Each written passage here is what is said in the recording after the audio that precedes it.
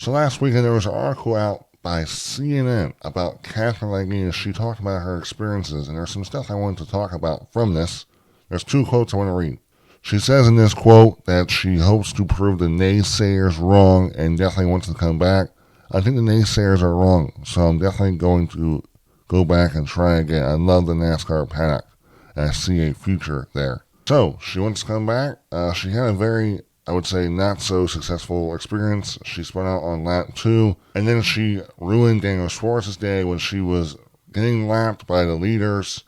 She comes up towards Josh Berry, gets loose when she's near Josh Berry, spins out, and here comes Daniel Schwartz, just plows into her, almost ruins Ryan Blaney's day as well at Phoenix. This is what she said about it. The article states Legge took full responsibility for the incident, and she also says she felt like she was set up to fail.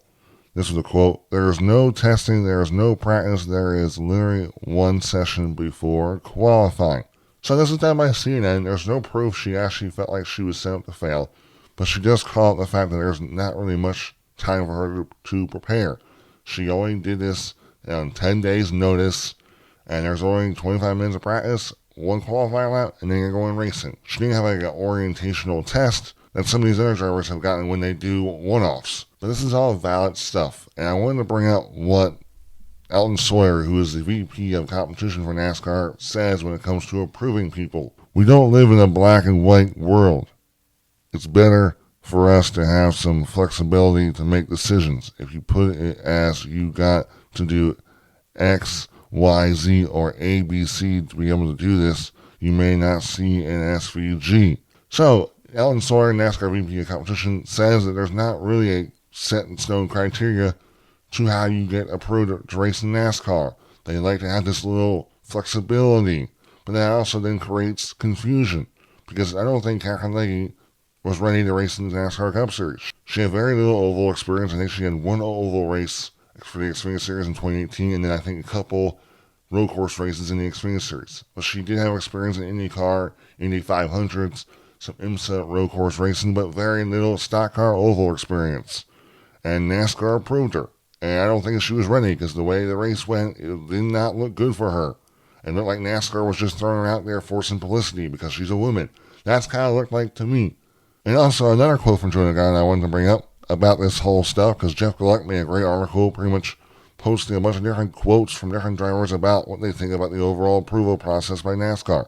"I don't think it would be right to throw me in an F1 race without racing one before and give me 20 minutes of practice," he added. "I'm going to be in the way because I don't know what the heck I'm doing." So that quote from Joey is very valid. Like, NASCAR is luring. They let Helio Castroneves enter the biggest race in NASCAR without having any other prior oval experience. He didn't qualify the race, but because of the open exemption provisional he got to race in the Daytona 500. Now, look, he did get the test before, but still, man, NASCAR, I think, needs to have more strict rules.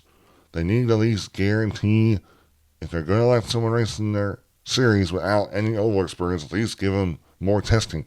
But also, I do think what Catherine brings up is that there's not enough practice. I talked about this in a clip before.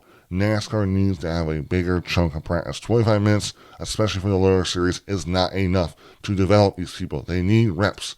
NASCAR needs to at least give the people on race weekend enough practice. An hour of practice should be the minimum amount of time.